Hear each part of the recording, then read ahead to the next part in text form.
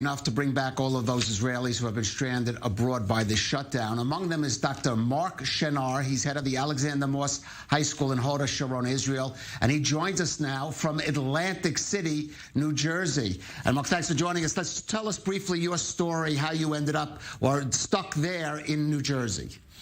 Thanks for having me. I actually came to the States last Sunday on an emergency endeavor. My grandmother passed away, unfortunately, and I came and the country allowed me out.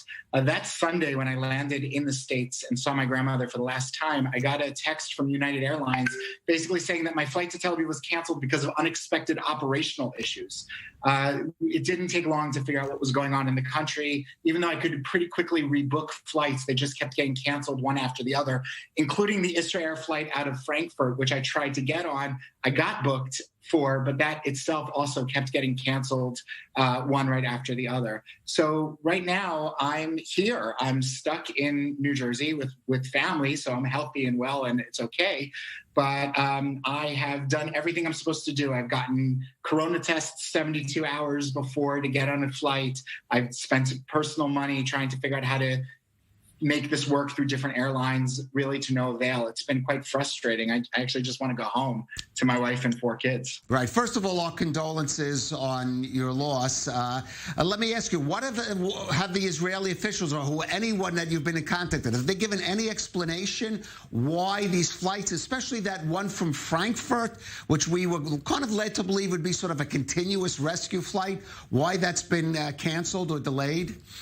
Let me tell you how frustrating that flight from Frankfurt has been. I paid, it wasn't a terrible amount of money, but it was $250. And then when they kept canceling, I said, fine, just give me a refund. And they were willing to refund 10% of that flight, even though I'm stuck here in New Jersey and couldn't get to Frankfurt. And I'm understanding that people are actually stuck in the airport there too. There's been no explanation, radio silence. I myself filled out the form that you just described for emergency return home. I'm the head of Alexander Moss High School. I'm the head of a school. I have 4 young children at home, but it's really been radio silence from their end. All I know is what I hear from the news, from you, and from the television, but I don't have any other explanation to offer. Right.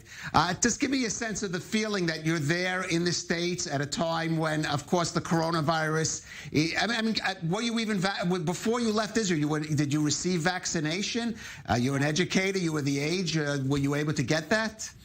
Yeah, so I actually had received my first vaccine 2 weeks ago, Thursday. My second dose is supposed to be this Thursday. I have to deal with canceling that, and that's yet another stressor.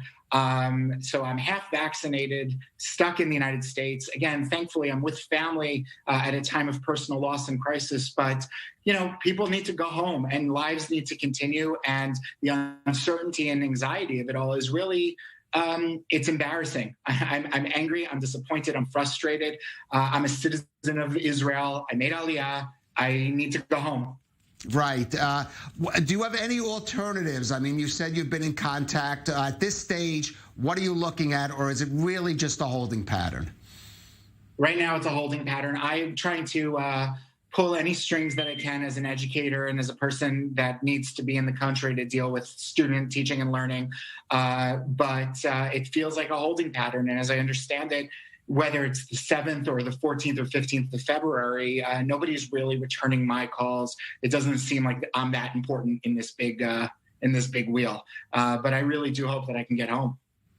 All right. Well, we have heard that the lockdown at the airport is supposed to continue, but maybe when more stories like yours will come out, the government will kind of get its act together on these rescue flights, which we told were going to be operational. Dr. Mark Shenar, we wish you best travels in any way possible and stay healthy, of course, there where you are. I appreciate it. Thanks so much for taking the time. All right, thank you.